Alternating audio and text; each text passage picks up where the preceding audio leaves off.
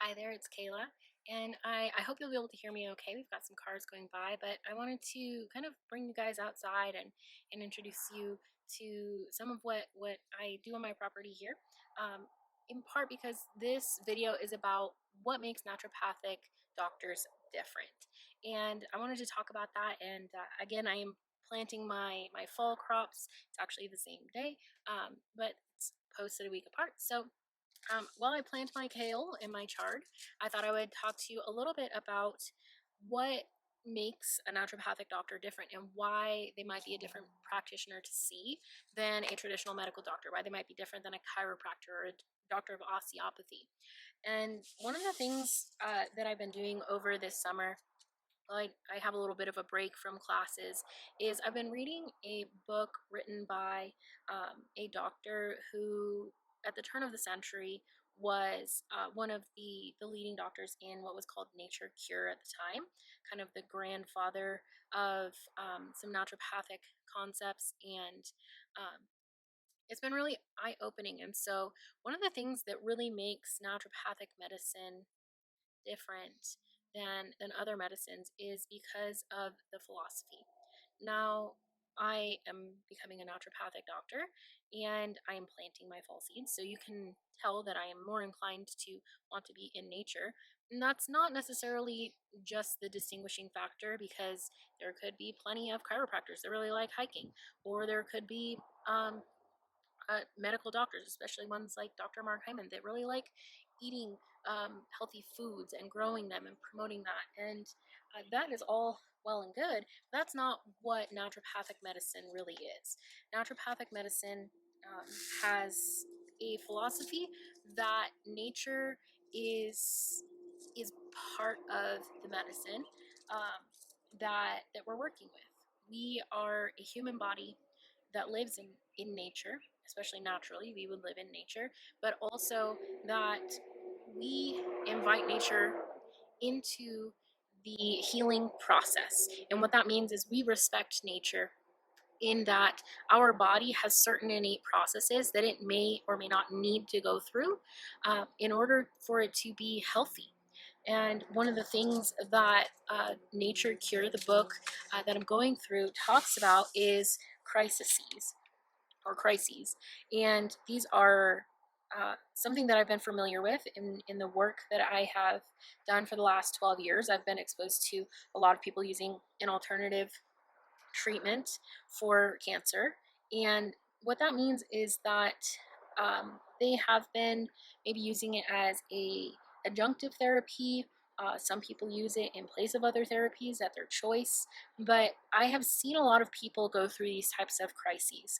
And it's really interesting to kind of hear what some of these original doctors saw the purpose of these crises as. And what that means is that the philosophy of our medicine considers the human body as part of nature, and that is part of what differentiates the ideas of osteopathy and medical doctors and chiropractors, because although a osteopath or a chiropractor or a medical doctor are trained in the human body, they're trained in adding things to it. They're trained in changing its physical alignment, or moving organs and aligning things so that nerves and muscles and organs function properly. Now, that is great. I think that they are all needed. However, that is different than a naturopathic doctor who might change someone's diet, who might use a hydrotherapy in order to mount a response in the body in order for someone to overcome a chronic issue. So that could sound a little scary. Could sound scary to some people to get a cold when you think you might be working on healing arthritis. It might be different for some people to consider that they might end up having a flare up or worsening of some symptoms or recurrence of symptoms that they might have had if they had a bowel issue. Maybe that's IBS, maybe that's Crohn's, maybe that's um, ulcerative colitis. There are a lot of different things that could happen. And when a naturopath is working with someone, and it depends on the naturopathic doctor. Not everyone is going to follow the same modalities and same exact interpretation of the philosophy of naturopathic medicine. But sometimes, if you find a naturopath that is working within some of those basic guidelines and the philosophy of not just bringing in nature in the way of using herbal medicine or of using something like homeopathy or diet change, but letting the body go through its own natural process. That is very different, and it's not something that many other doctors recognize. I know that in cancer, it's very rarely recognized. It's often seen as a worsening of symptoms, and someone might experience something like that, and it might not be a worsening of symptoms for the worse. In this book, it talks about how once someone has that, the body is kind of like a battery, and the charge inside of it dissipates at night, and so it kind of recharges when we're sleeping. It was really interesting to consider some of that. Of some of these crises might be our body having a reaction, and when a reaction happens, some reactions actually create heat, some create energy, and that could be part of what's happening in our body.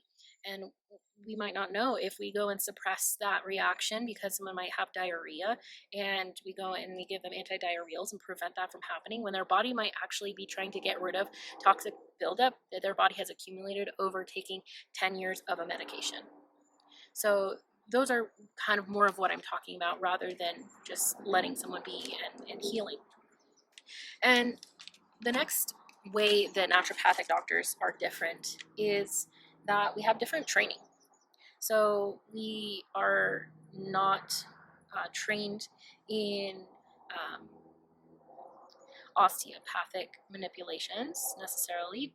Some people choose to pursue that, but we also have training in other modalities. So we learn some acupuncture, we learn some chiropractic adjustments, we learn some organ manipulations, but we also learn herbal medicine, we learn nutritional medicine, and we learn other modalities of physical medicine like hydrotherapy, like electrotherapy.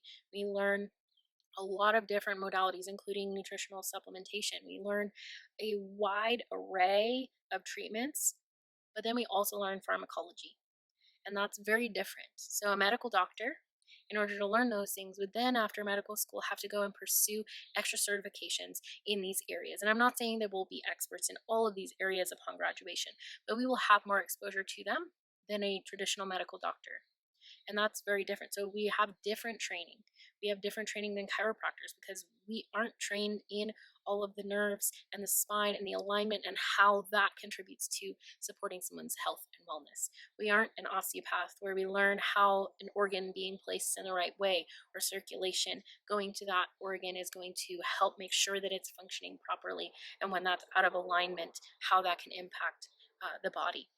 We're learning how, when someone's environment is not suited for their wellness, how to help someone work on that. That is part of what we're working on. And that might mean including medications. That might mean using herbal remedies. That might mean using a supplement. That might mean using a diet change. But then, how can we put someone in an environment that is a healing and a environment that supports their health and wellness? And now, not only is our philosophy and our training different, but we also have different scope of practice and standard of care. Now, some of those might sound a little floofy, so if you don't know what those mean, that's perfectly fine. I didn't know what they meant until more recently. And what they really mean is that a a scope of practice is meaning that that practitioner, in their knowledge and training, have the competency in order to be able to treat someone or recognize illnesses or refer out. And so naturopathic doctors have a different scope of practice than other practitioners. So it depends on the state what our scope might look like, and it also depends on what country. We got a little disrupted there. So We have a different scope of practice. Not in all states can we practice acupuncture, chiropractic adjustments, pharmacology to the fullest extent, but in some states we can. And so it just depends on where that practitioner is, what their scope of practice might be. And naturopaths often don't have the scope of practice to prescribe things like chemotherapy. We can't do surgery. We can do minor surgeries that are outpatient but not inpatient. Large surgeries are not opening up, mostly skin issues, and so that's part of it. And our standard of care is very different. Our standard of care means that we are not required to, when someone comes in with high blood pressure, prescribe them high blood pressure medication as a requirement by law. Medical doctors have that type of standard of care. We aren't required to do certain things like that. And so it opens up the ability for us to use other modalities to help someone and to intervene before that might even become an issue. Whereas other medical doctors, if they don't have a rationale to prescribe a medication, they don't have any other tools often that they're trained in order to help bring those things back, other than to give you very basic, and we probably know by now, not very helpful nutritional guidelines. So it is a different type of care that someone's going to receive working with a naturopathic doctor than with other types of designations. Well, so that I don't keep getting cut off, I hope this was helpful, and until next time, be well.